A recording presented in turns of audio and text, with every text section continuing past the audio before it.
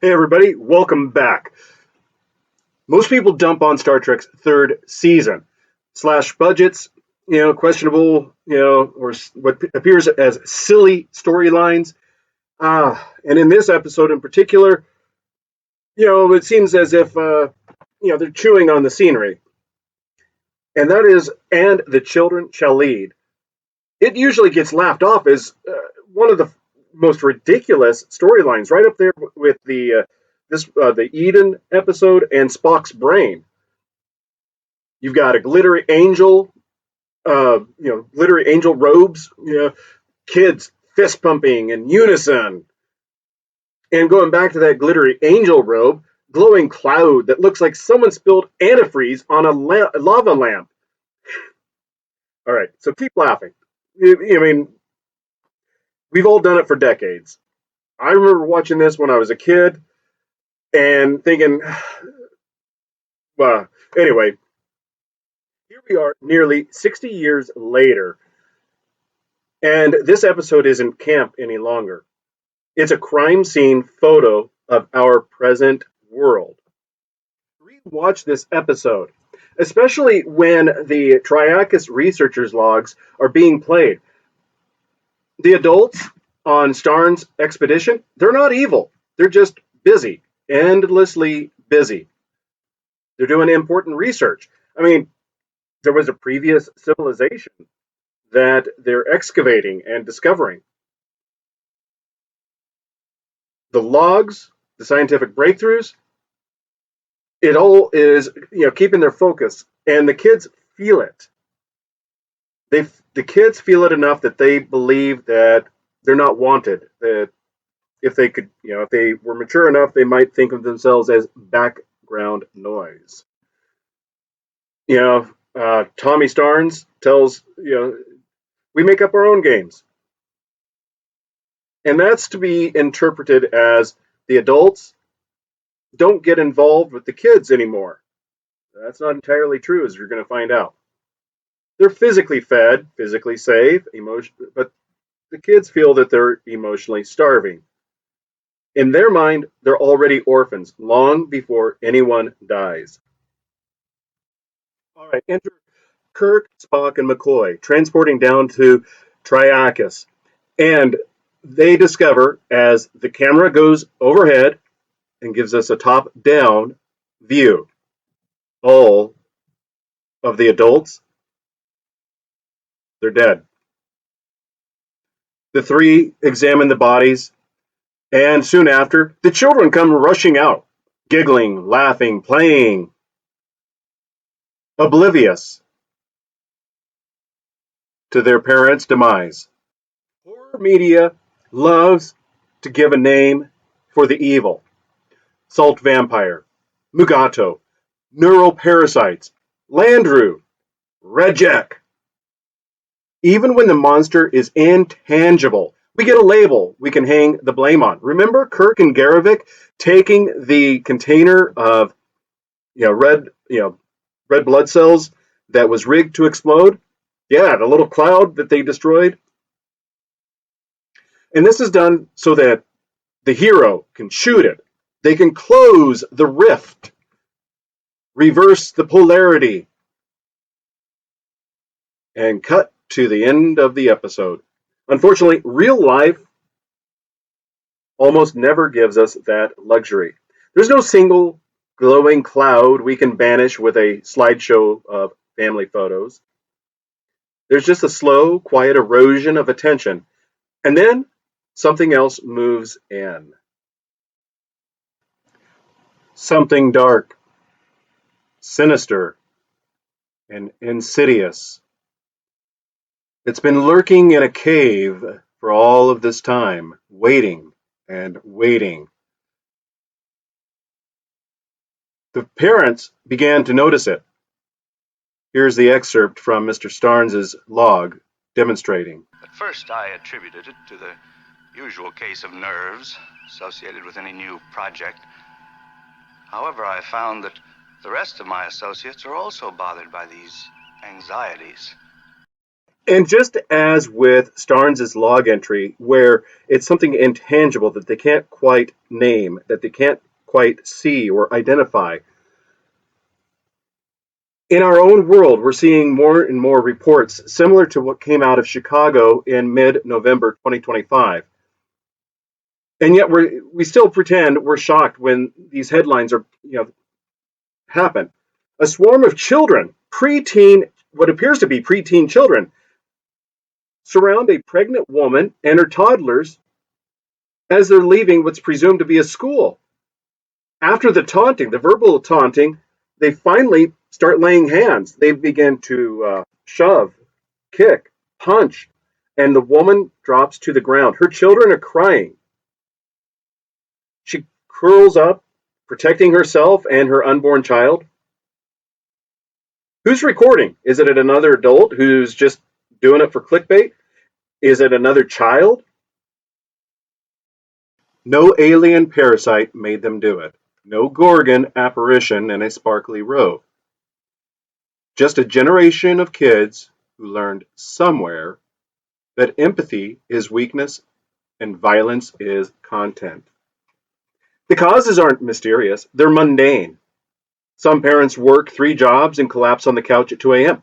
Some outsource their responsibility to tablets and computer screens, video game screens, because screen time is the only way I get 20 minutes of peace. Some are physically home, but mentally checked out, whether it's on social media, working those 3 jobs, or chasing down that dragon of whatever it is that keeps them distracted. The result is the same: a child who hasn't been truly seen for longer than they can remember. And whatever fills that void rarely announces itself as evil. You got any doubts on that? Check out that dude, that ex-Marine, Odin's Men. Oh my goodness. He brings the receipts, because he will show you how that evil, is insidious, how it whispers in a soothing voice of someone who finally listens. It says, "You're the main character. The adults don't understand. They're holding you back. Here's the power you deserve. And by the way, go grab your parents' credit card and send me some money." Sometimes it's a glowing cloud on an alien planet. Sometimes it's an algorithm. Sometimes it's a mentor who tells 13-year-olds their parents are just bad and don't understand. The promise is identical to the one the Gorgon made. "Follow me, and tomorrow will be nothing but ice cream and victory." I don't think he actually said that, but when Kirk and Chapel, are interacting with the children and they demand more ice cream and they're told no, the Gorgon comes out of his cave, imprisonment, and tells the children they will be his generals to march across the galaxy. This commentary on a nearly 60-year-old episode is not meant to be a shaming tool on anybody in particular or specifically. This is just something to recognize what it is that each of us is experiencing. Over demands at work, over demands of school, community, everywhere. Everywhere is taxing our attention to the point that those who need it the most aren't feeling that it's being provided. And that allows the door to be opened by a monster that has ill intention. The most devastating scene in this episode isn't the deaths.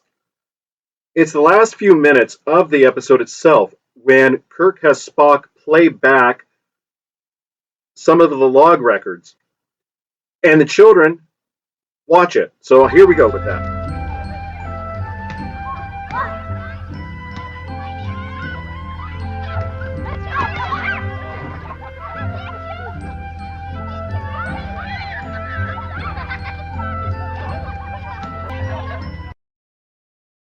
These children, as they're watching, they're smiling.